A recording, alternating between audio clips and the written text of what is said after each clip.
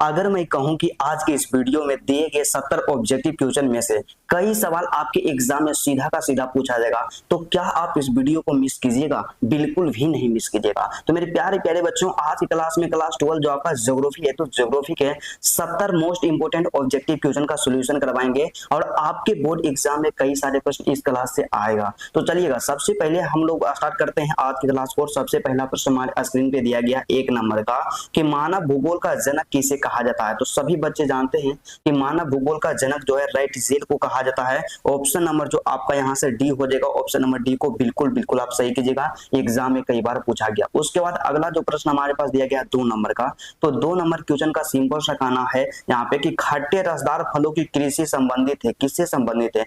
तो खट्टे रसदार फलों की जो कृषि होती है संबंधित जो होती है किससे होती है? भूमध्य सागरीय कृषि से संबंधित होती है। ऑप्शन नंबर सी जो होगा आपका बिल्कुल बिल्कुल सही आंसर होगा।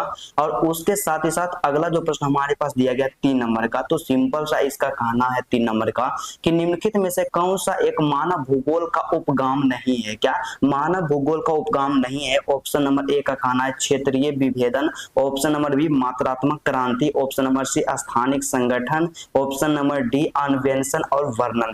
तो इसका जो सही आंसर होगा यहाँ पे क्या हो जाएगा कि निम्नलिखित में से कौन एक मानव भूगोल का उपगाम नहीं है? तो इसका सही आंसर ऑप्शन नंबर बी को लगाते चलिएगा, मात्रात्मक क्रांति जो है मानव भूगोल का एक आप यहाँ पे क्या है, उपगाम नहीं है। ठीक है, उसके साथ ही साथ नेक्स्ट प्रश्न जो हमारे पास 4 नंबर का दिया गया, एग्जाम में अक्सर इस तरह के प्रश्न पूछ लिए जाते हैं कि नव निश्चयवाद संकल्पना का प्रतिपादन किसने किया? देखिए, नव निश्चयवाद संकल्पना का प्रतिपादन जो किया गया था किसके द्वारा किया गया था? तो सभी बच्चे याद रखेगा गिरिफिथ टेलर के द्वारा किया गया था। ऑप्शन नंबर जो आपका यहाँ से बी होगा, आप इसको बिल्कुल बिल्कुल सही कीजिएगा और 110% एग्जाम में टकराएगा। तो जो भी बच्चे इस बार के परीक्षा में 400 प्लस नंबर लाना चाहते हैं, वीडियो को शुरू से लेकर के अंत तक देखिएगा और कमेंट करके बताइएगा कि आज की क्लास में आपका कितना क्वेश्चन सही होता है। और उसके बाद प्रश्न हमारे पास 5 नंबर का दिया गया है कि निम्नलिखित में से कौन सा एक विरल जनसंख्या वाला क्षेत्र नहीं है? क्या विरल जनसंख्या वाला क्षेत्र नहीं है? किसको इसको पहचाना है, कौन सा हो जाएगा इसमें से?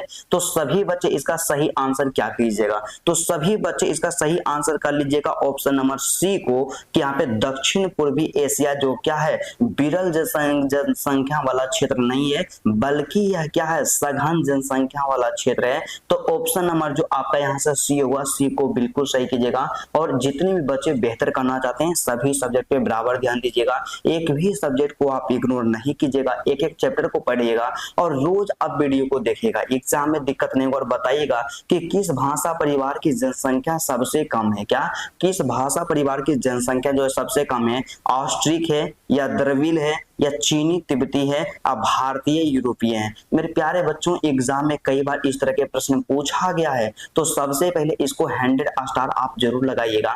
तो किस भाषा परिवार की जनसंख्या जो सबसे ज्यादा कम है?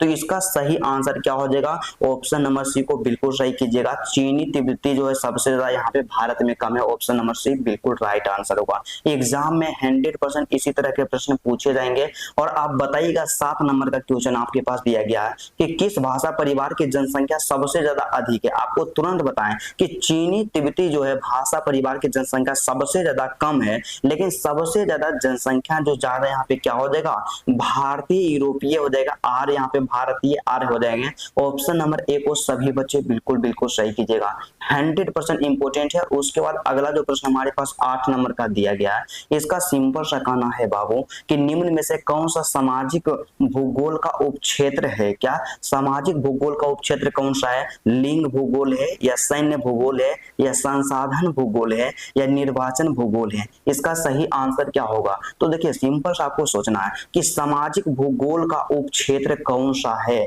इसको बताना है। मेरे प्यारे प्यारे बच्चों, सभी बच्चे यहाँ पे सही कीजिएगा, लिंग भूगोल जो है क्या होगा, सामाजिक भूगोल का उपक्षेत्र है। ऑप्शन नंबर ए को बिल्कुल बिल्कुल सही कीजिएगा। और अब की बार जितने भी बच्चे 2027 में एग्जाम देंगे और जिनका भी सपना है कि ज्योग्राफी के ऑब्जेक्टिव में 35 में से 35 हमको सही करना है, प्रत्येक दिन शाम के 7 बजे आप वीडियो को जरूर देखिएगा। आपके लिए पूरा बिल्कुल फ्री में वीडियो अपलोड कर देते हैं। और उसके साथ ही साथ जितना भी ऑब्जेक्टिव का पीडीएफ होगा बाबू, क्या होगा, ऑब्जेक्टिव का जो भी पीडीएफ होगा आपको फ्री में दिया जाएगा। तो चलिए बताइएगा, नेक्स्ट प्रश्न जो हमारे पास दिया गया कि स्थानीय संगठन भौगोलिक अध्ययन का उपगाम रहा है, तो क्या हो जाएगा इसका सही आंसर, कब से कब तक रहा है। तो सभी बच्चे इसका सही आंसर क्या कर लीजिएगा, ऑप्शन नंबर बी को 1950 से 1960 ईस्वी तक, ऑप्शन नंबर बी को बिल्कुल आप सही कीजिएगा। उसके बाद अगला जो प्रश्न हमारे पास दिया गया 10 नंबर का, तो 10 नंबर क्वेश्चन का सिंपल सा कहना है मेरे प्यारे प्यारे बच्चों, बताइएगा कि निम्नलिखित में से कौन सा एक जन स्थानांतरण का अपकर्ष कारक नहीं है। क्या है, जन स्थानांतरण जो होता है इसका अपकर्ष कारक, कौन सा कारक, अपकर्ष कारक नहीं है। इनमें से कौन इसका सही आंसर होगा। तो सभी बच्चे यहाँ पे सही कर लीजिएगा, ऑप्शन नंबर ए जो होगा, रहन सहन की निम्न दशाएं जो क्या है जन स्थानांतरण का अपकर्ष कारक नहीं है। ऑप्शन नंबर ए को बिल्कुल बिल्कुल आप सही कीजिएगा। लगातार मेहनत कीजिए और सभी बच्चे कमेंट करके बताइएगा कि अब की बार ज्योग्राफी में आप कितना नंबर लाना चाहते हैं। क्या आप 90 प्लस लाना चाहते हैं या 80 प्लस लाना चाहते हैं या 70 प्लस लाना चाहते हैं, जरूर कमेंट करके बताइएगा। और सभी बच्चे के कमेंट को लाइक करेंगे और बताइएगा। हमारे पास जो अगला 11 नंबर का प्रश्न दिया गया है कि निम्न में से कौन सा एक प्रतिकर्ष कारक नहीं है। क्या है, निम्न में से कौन सा एक प्रतिकर्ष कारक नहीं है। मेरे प्यारे प्यारे बच्चों, इसका जो सही आंसर हो जाएगा ऑप्शन नंबर सी, चिकित्सा एवं शैक्षणिक सुविधाएं जो है प्रत्यक्ष कारक नहीं है। ऑप्शन नंबर सी को बिल्कुल आप सही कीजिएगा। और उसके बाद 12 नंबर का प्रश्न हमारे स्क्रीन पे दिया गया, एग्जाम में कई बार पूछा गया था कि जनसंख्या वृद्धि सर्वाधिक है, सबसे ज्यादा जनसंख्या की वृद्धि कहाँ है, और आपके परीक्षा के दृष्टिकोण से बहुत ही ज्यादा वीवीआई प्रश्न है। तो सबसे ज्यादा जनसंख्या का जो वृद्धि होता है एग्जाम में कई बार पूछा गया, इसको सही आंसर इसका जो क्या हो जाएगा, अफ्रीका में हो जाएगा। क्या, अफ्रीका में है जनसंख्या का वृद्धि सबसे ज्यादा है। ऑप्शन नंबर ए को सभी बच्चे जो भी मेरे भाई हैं बिल्कुल सही कीजिएगा, ठीक है। उसके बाद अगला जो प्रश्न हमारे पास 13 नंबर का दिया गया, पूरा का पूरा वीडियो देखिएगा। आज की क्लास में 70 ऑब्जेक्टिव बताएंगे और बताइएगा कि विश्व के किस महाद्वीप में जनसंख्या वृद्धि सर्वाधिक है। सर्वाधिक कहने का मतलब क्या होता है कि सबसे ज्यादा अधिक जनसंख्या का वृद्धि किस महाद्वीप में है। यहाँ पे ऑप्शन नंबर ए कहता है अफ्रीका, ऑप्शन नंबर बी कहता है एशिया, ऑप्शन नंबर सी है यूरोप और ऑप्शन नंबर डी है ऑस्ट्रेलिया। मेरे प्यारे प्यारे बच्चों, इसका सही आंसर क्या हो जाएगा। तो देखिए, जनसंख्या वृद्धि जो सबसे ज्यादा किस महाद्वीप में है, तो सभी बच्चे अभी जस्ट आपको हम बताए हैं कि अफ्रीका। क्या है, अफ्रीका महाद्वीप जो है इसमें जनसंख्या की वृद्धि सबसे ज्यादा अधिक है। ऑप्शन नंबर ए ही बिल्कुल आपका सही आंसर होगा। और उसके बाद अगला जो प्रश्न आपके पास दिया गया 14 नंबर का, सिंपल है बाबू, कि निम्न में से कौन सा एक देश उच्च मानव विकास वाला नहीं है। क्या है, उच्च मानव विकास वाला कौन सा देश नहीं है। तो इसका सही आंसर क्या हो जाएगा, ऑप्शन नंबर डी होगा बिल्कुल सही आंसर, कि मिस्र जो है उच्च मानव विकास वाला देश नहीं है। ऑप्शन नंबर डी को बिल्कुल आप सही कीजिएगा।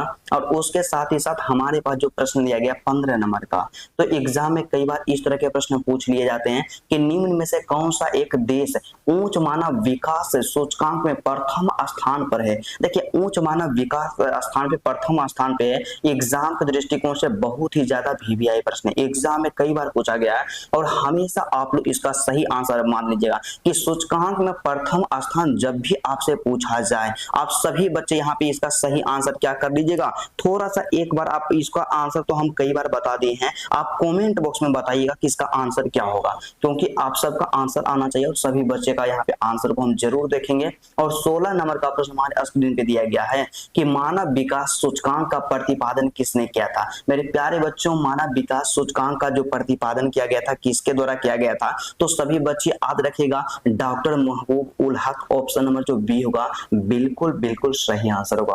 और उसी तरह से नेक्स्ट प्रश्न हमारे पास 17 नंबर का दिया गया, 17 नंबर का यहाँ पे, कि निम्नलिखित में से कौन सा देश रोपण फसल का निम्नलिखित में से कौन सा देश रोपण फसल का उदाहरण नहीं है। देश यहाँ पे नहीं होना चाहिए, यहाँ पे क्या होना चाहिए कि निम्नलिखित में से कौन सा रोपण फसल का उदाहरण नहीं है। तो देखिए, रोपण फसल कौन सा नहीं, क्या हमारा चाय हो जाएगा या कॉफी है, या रबर है, या गेहूं है। मेरे प्यारे प्यारे बच्चों, आपको सिंपल सा जीवन में एक चीज याद रखना है कि रोपण फसल का उदाहरण इनमें से कौन सा नहीं है। तो आप लोग याद रखिएगा कि गेहूं जो है रोपण फसल नहीं है, बाकी बात चाय रोपण फसल है, कॉफी रोपण फसल है और रबर रोपण फसल है। तो ऑप्शन नंबर डी में क्या हो जाएगा, गेहूं जो है रोपण फसल का उदाहरण नहीं है। ऑप्शन नंबर डी को बिल्कुल सही कीजिएगा। उसके बाद नेक्स्ट जो प्रश्न हमारे पास दिया गया 18 नंबर का, तो सिंपल है, इसका कहना एग्जाम में इस तरह के प्रश्न अक्सर पूछ लिए जाते हैं कि निम्नलिखित में से कौन सी रोपण फसल है। तो रोपण फसल आपको तुरंत हम अभी जस्ट बताए हैं कि क्या है। यहाँ पे इसका जो सही आंसर क्या हो जाएगा, चाय जो है रोपण फसल है, क्योंकि चाय कॉफी जो होता है रोपण फसल है। बाकी बात मक्का रोपण फसल नहीं है, गेहूं आपको तुरंत बताएं रोपण फसल नहीं है, और राई भी नहीं है। तो ऑप्शन नंबर सी में, और सी में क्या है आपका जो चाय है रोपण फसल है। बिल्कुल बिल्कुल एग्जाम में पूछा जाता है। तो बेहतर करना चाहते हैं, बेहतर तरीका से पढ़ना होगा, एक सही कंटेंट के साथ अपना प्रिपरेशन करना होगा, और सभी सब्जेक्ट में ऑब्जेक्टिव में आपका गलती नहीं होना चाहिए। बताइएगा कि सहकारी कृषि अधिक सफल कहाँ रही है। मेरे प्यारे बच्चों, आप लोग जानते हैं कि सहकारी कृषि जो अधिक सफल रही है डेनमार्क में रही है। कहाँ रही है, डेनमार्क में रही है। ऑप्शन नंबर बी को बिल्कुल लगाते चलिएगा। और उसके बाद 20 नंबर का प्रश्न हमारे स्क्रीन पे दिया गया है। कई बार पूछा जाता है कि ट्यूलिप क्या है, ट्यूलिप की खेती के लिए कौन सा देश प्रसिद्ध है। तो ट्यूलिप की खेती जो होती है किस देश में सबसे ज्यादा होती है। तो इसका जो सही आंसर ऑप्शन नंबर बी हो जाएगा, नीदरलैंड। क्या है, नीदरलैंड में ट्यूलिप की खेती सबसे ज्यादा अधिक होती है। ऑप्शन नंबर बी को ही आप बिल्कुल बिल्कुल सही कीजिएगा। एग्जाम में कई बार प्रश्न पूछ लिए जाते हैं। तो बेहतर करना है, आपको प्रिपरेशन बेहतर तरीका से करना पड़ेगा, ऑब्जेक्टिव पे ज्यादा ध्यान देना है। और 21 नंबर का प्रश्न हमारे पास दिया गया है कि विस्तृत वाणिज्य अनाज कृषि में क्या होती है। क्या है कि विस्तृत वाणिज्य अनाज कृषि जो होती है उसमें क्या होता है। तो सभी बच्चे इसका आंसर याद रखिएगा। ऑप्शन नंबर ए बी हो जाएगा कि प्रति व्यक्ति आय उत्पादन अधिक होती है। क्या होती है कि विस्तृत अनाज जो कृषि होती है उसमें प्रति व्यक्ति उत्पादन अधिक होता है। ऑप्शन नंबर बी ही आपका बिल्कुल सही आंसर होगा। उसके बाद नेक्स्ट प्रश्न जो हमारे पास दिया गया, एग्जाम में कई बार पूछ लिया गया था और सिंपल है कि सर्वोत्तम किस्म का कोयला कौन सा है। क्या सबसे उत्तम, सर्वोत्तम का क्या मतलब होता है कि सबसे उत्तम किस्म का कोयला कौन सा होता है। क्या एंथ्रेसाइट है, या बिटुमिनस है, या लिग्नाइट है, या पीट कोयला है। तो सबसे उत्तम क्वालिटी का जो कोयला पाया जाता है कौन सा कोयला होता है। तो आप लोग यहाँ पे याद रखिएगा कि एंथ्रेसाइट जो है सबसे उत्तम क्वालिटी का कोयला होता है। ऑप्शन नंबर ए को बिल्कुल बिल्कुल आप सही कीजिएगा। और उसके बाद अगला जो प्रश्न हमारे पास दिया गया है 23 नंबर का प्रश्न हमारे पास दिया गया है कि निम्नलिखित में से कौन सा एक चतुर्थ क्रियाकलाप है। क्या है, चतुर्थ कहने का मतलब फोर्थ श्रेणी में कौन सा क्रियाकलाप आता है, कौन सा काम आता है। क्या इसका सही आंसर यहाँ पे क्या हो जाएगा, क्या विनिर्माण होगा, या विश्वविद्यालय अध्यापन होगा, या मत्स्यन होगा, या आखेट होगा। तो देखिए यहाँ पे फोर्थ श्रेणी का जो क्रियाकलाप होता है कौन है। तो इसका सही आंसर सभी बच्चे याद रखिएगा कि विश्वविद्यालयी अध्यापन होता है, अध्यापन होगा। ऑप्शन नंबर बी को बिल्कुल सही कीजिएगा। और उसके बाद अगला जो प्रश्न हमारे पास 24 नंबर का दिया गया है, तो सिंपल है, आप इसका आंसर बताइएगा। एग्जाम में पूछा जाता है कि निम्नलिखित में से कौन सा एक तृतीयक क्रियाकलाप का क्रियाकलाप है। तृतीयक क्रियाकलाप क्या है, क्या खेती है, या बुआई है, या व्यापार है, या आक्षेप है। तो देखिए हमेशा आपको याद रखना तृतीयक क्रियाकलाप में बाबू जब भी आपसे पूछा जाए तो यहाँ पे सिंपल सा इसका सही आंसर क्या होगा कि व्यापार। क्या है, व्यापार जो है तृतीयक क्रियाकलाप के अंतर्गत आता है। ऑप्शन नंबर जो आपका यहाँ से सी होगा इसी को बिल्कुल सही कीजिएगा। और 25 नंबर का प्रश्न हमारे स्क्रीन पे दिया गया है। सिंपल है कि विश्व का सबसे बड़ा तृतीयक क्रियाकलाप कौन सा है। तो विश्व का सबसे बड़ा तृतीयक क्रियाकलापों के बारे में जब भी बात कर लिया जाए तो यहाँ पे पर्यटन को सही कीजिएगा। क्या है, पर्यटन जो है विश्व का सबसे बड़ा यहाँ पे तृतीय क्रियाकलाप है। ऑप्शन नंबर बी को लगाइएगा। और उसके बाद अगला जो प्रश्न हमारे पास 26 नंबर का दिया गया है कि बिग इंच। क्या है, बिग इंच पाइपलाइन के द्वारा क्या प्रवाहित किया जाता है।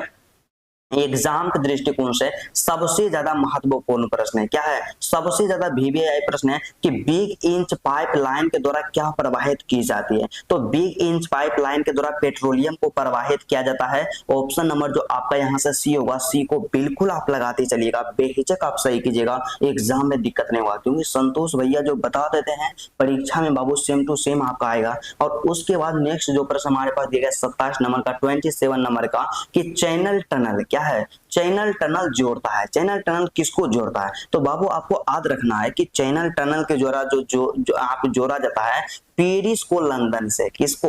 पेरिस को लंदन से चैनल टनल के द्वारा जोड़ा जाता है। Option number C is the correct answer. और उसके बाद नेक्स्ट जो प्रश्न हमारे पास दिया गया 28 नंबर का, सिंपल है कि राइन जलमार्ग जोड़ता है। किसको जोड़ता है? तो राइन जलमार्ग जो होता है जोड़ता है मेरे प्यारे प्यारे बच्चों, हमेशा आप याद रखिएगा किसको जोड़ता है। तो सभी बच्चे इसका सही आंसर क्या कर लीजिएगा, ऑप्शन नंबर जो आपका यहाँ से क्या हो जाएगा, ऑप्शन नंबर बी हो जाएगा, जर्मनी को नीदरलैंड से जोड़ता है। इस तरह के प्रश्न हम सबसे पहले कहेंगे, आप इसको क्या कीजिएगा, महा कर दीजिएगा। परीक्षा में बाबू कई बार पूछ लिया जाता है, इसीलिए हम बोले कि सबसे ज्यादा महत्वपूर्ण ऑब्जेक्टिव क्वेश्चन को लेकर के आए हैं और पूरा आपका किताब से है। आप बेहतर करना चाहते हैं, प्रत्येक दिन जितना वीडियो बता रहे हैं उतना वीडियो देख करके जाइएगा, एग्जाम में दिक्कत नहीं होगा। एग्जाम के दृष्टिकोण से मोस्ट इंपोर्टेंट। चलिए बताइएगा कि स्वेज नहर किसको जोड़ते हैं? इसके बारे में जितना कहा जाए उतना कम है, बहुत ही ज्यादा इंपोर्टेंट है, 100 स्टार वाला क्वेश्चन है। तो स्वेज नहर बाबू जोड़ती है, किसको जोड़ती है? तो याद रखिएगा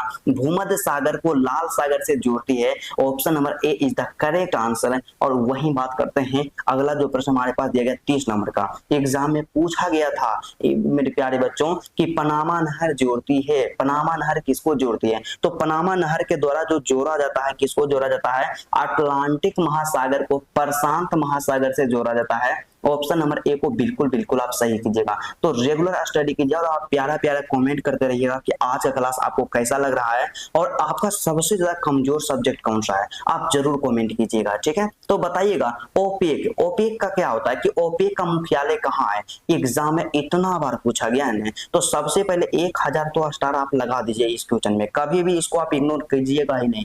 तो ओपेक का मुख्यालय कहाँ है मेरे प्यारे बच्चों? तो याद रखिएगा ओपेक का जो मुख्यालय है वियना है। कहाँ है? वियना है। ऑप्शन नंबर जो आपका ये हुआ, आप इसी को बिल्कुल सही कीजिएगा और काफी ज्यादा वायरल प्रश्न है। और उसके बाद 32 नंबर का प्रश्न हमारे स्क्रीन पे दिया गया है 32 नंबर का कि विश्व व्यापार संगठन मतलब WTO का मुख्यालय कहाँ है? मेरे प्यारे बच्चों विश्व व्यापार संगठन का मुख्यालय के बारे में बात करते हैं, एग्जाम में कई बार पूछा जाता है, जेनेवा है। क्या है?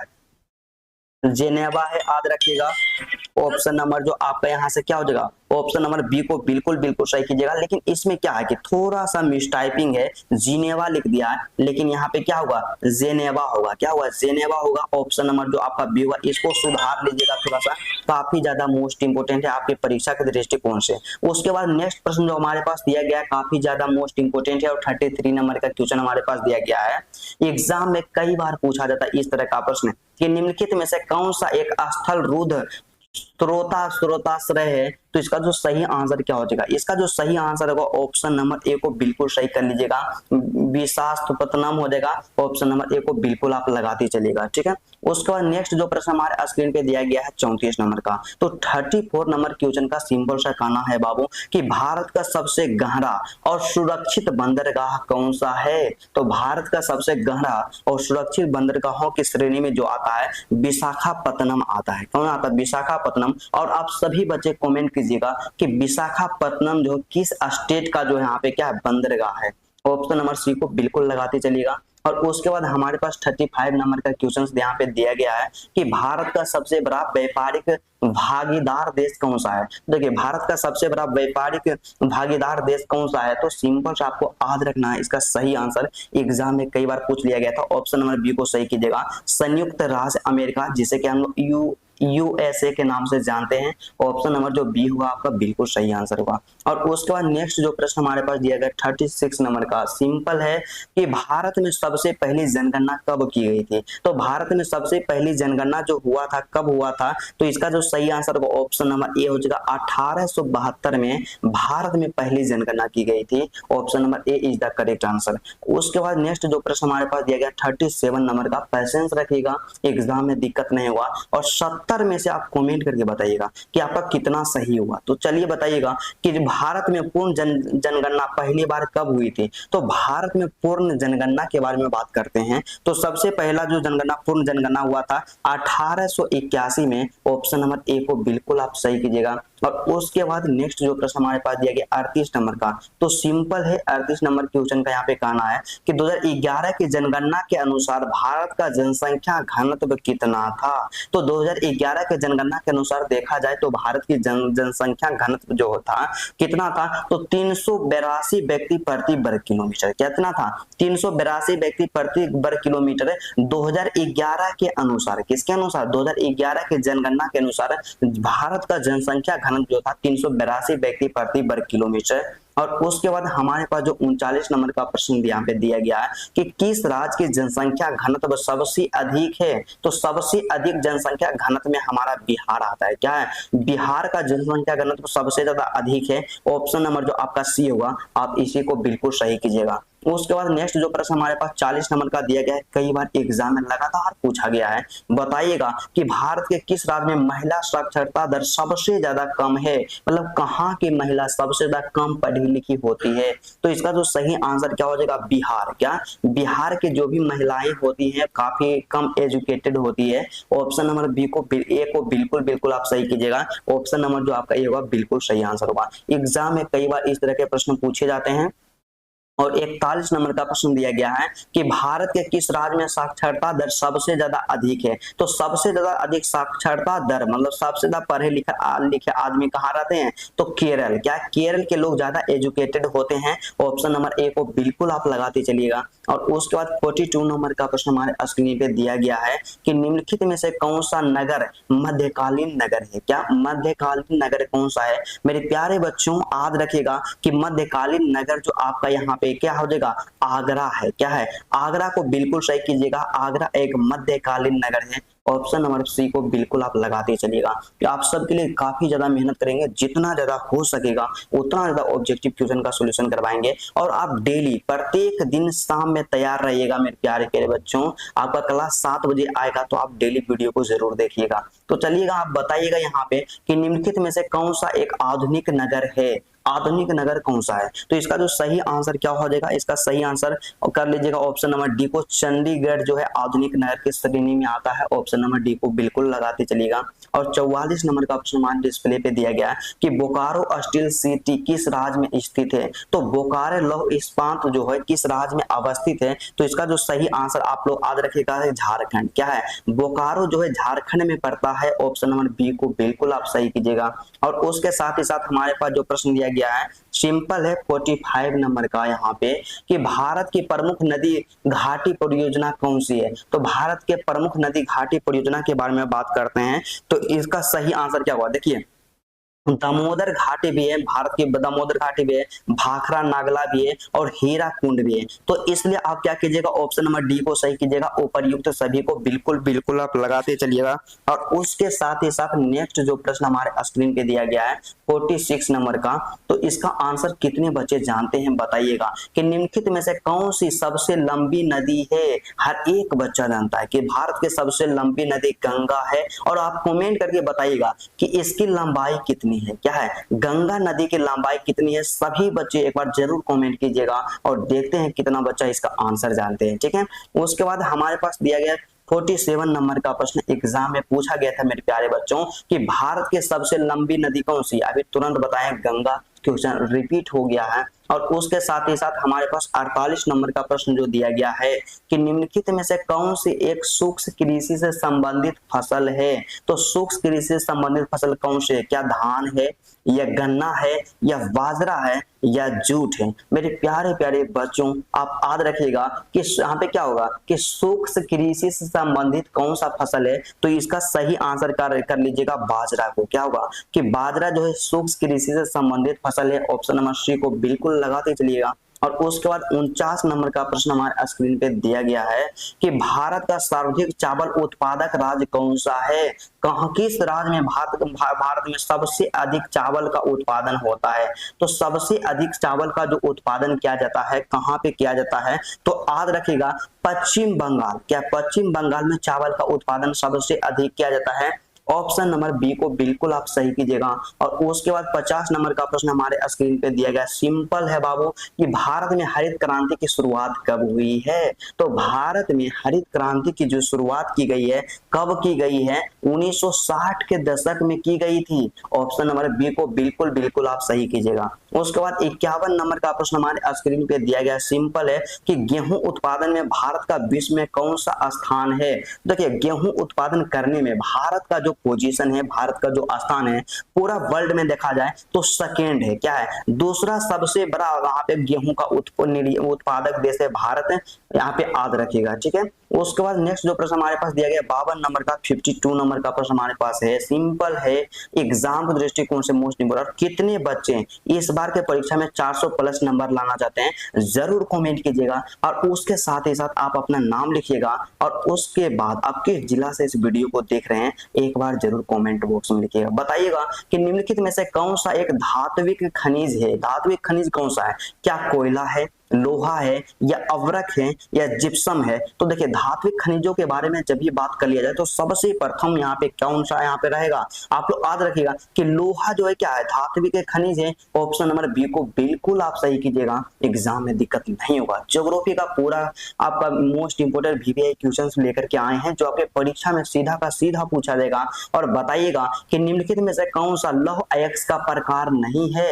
मेरे प्यारे प्यारे बच्चों, इनमें से कौन सा लौह अयस्क का प्रकार नहीं है। तो सभी बच्चे इसका आंसर जानते हैं कि हेमेटाइट लौह अयस्क का प्रकार है, मैग्नेटाइट भी है, और सीडेराइट है, लेकिन लिग्नाइट जो है लोहा का प्रकार नहीं है। ऑप्शन नंबर सी को बिल्कुल बिल्कुल आप सही कीजिएगा। उसके बाद नेक्स्ट जो प्रश्न हमारे पास 54 नंबर का दिया गया है, एग्जाम में कई बार पूछ लिया गया था। बताइएगा कि भारत में सबसे बड़ी तेल शोधनशाला कहाँ है। देखिए भारत में सबसे बड़ी तेल शोधनशाला जो स्थित है, कहाँ पे स्थित है, तो इसका जो सही आंसर क्या हो जाएगा, जामनगर में है। कहाँ पे है, जामनगर में है। ऑप्शन नंबर ए को बिल्कुल आप सही कीजिएगा।